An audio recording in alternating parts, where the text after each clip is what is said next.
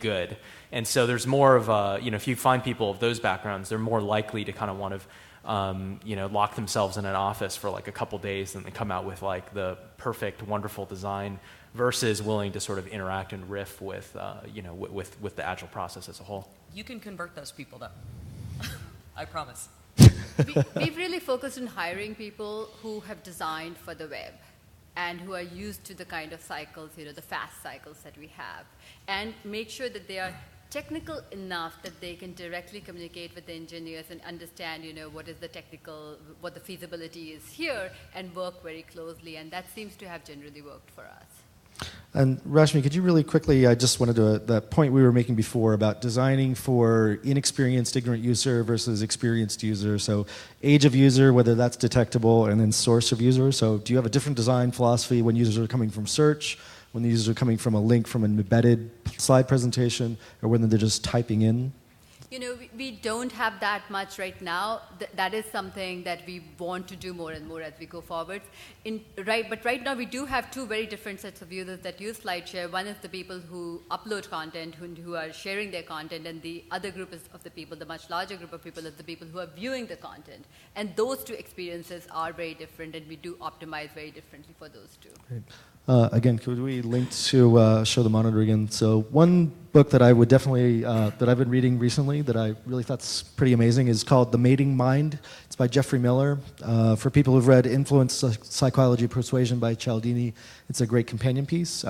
It's nothing about visual design per se. It's really about Charles Darwin's theory of sexuality. And many of you may be familiar with sort of his sort of survival of the fittest. He spent probably 10, 20 years developing that theory, and then the part that you didn't hear about was he spent another 10 to 20 years of his life trying to develop a theory that the rest of that fitness theory didn't explain, which was why did brain growth expand dramatically relative to rest of body size in humans probably about a million and a half years ago, far before the advent of sort of transition from hunter-gatherer to agrarian societies. We had this explosion of brain size growth, and a lot of it was, in his opinion, based on sexual selection theory and like conspicuous spend.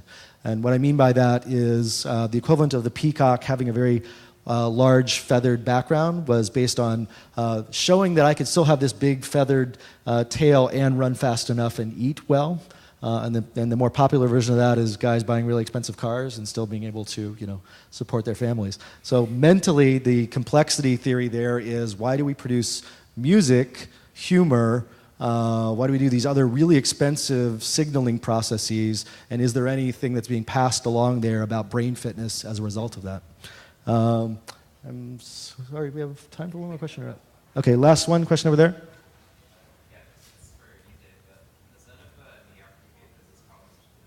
One more time, louder.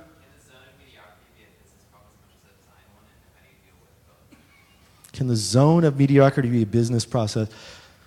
Business problem? Well, so I'm not sure I'm going to answer this the way you want. The thing that I think is the reason that you don't want to optimize for that business problem, you could argue that by optimizing for a larger base of users being mostly satisfied with your product, that you actually create more business value. But I think in general, when you're getting a startup off the ground, your biggest risk is that users don't care at all. And so I encourage startups to take a lot of risk early when they're getting started, because the primary issue that you're dealing with is finding any amount of users who care. And usually hate is a better signal than indifference. In many cases, you can actually iterate against hate much better than you can iterate against indifference. If they don't care, you're not really sure why they don't care. Whereas if they hate something, it's like, okay, I know they hate that. That might be a signal to then iterate around. And when you're early stage in your startup, just getting any amount of signal back that you can iterate against is super important. Once you get to be a larger company, like, I think you'll see this trend with a lot of large companies, is once they get to be a certain size, they're more worried about losing users than gaining users, and they tend to make their marketing a lot more bland, and it's more about retention and not pissing anybody off than it is about acquiring new users. So at least that's maybe the philosophy about why I would say take more risk as a startup. Even the risk of sort of, like people say, you never get a second chance to make a first impression. I think that's bullshit, because usually the people that are showing your product to are 0.001% of potential audience. So it's okay to fuck up that first impression with a very small audience, and most times you're not getting to your entire audience as long as you iterate and learn around that. I'm getting the hook. Thank you all for playing.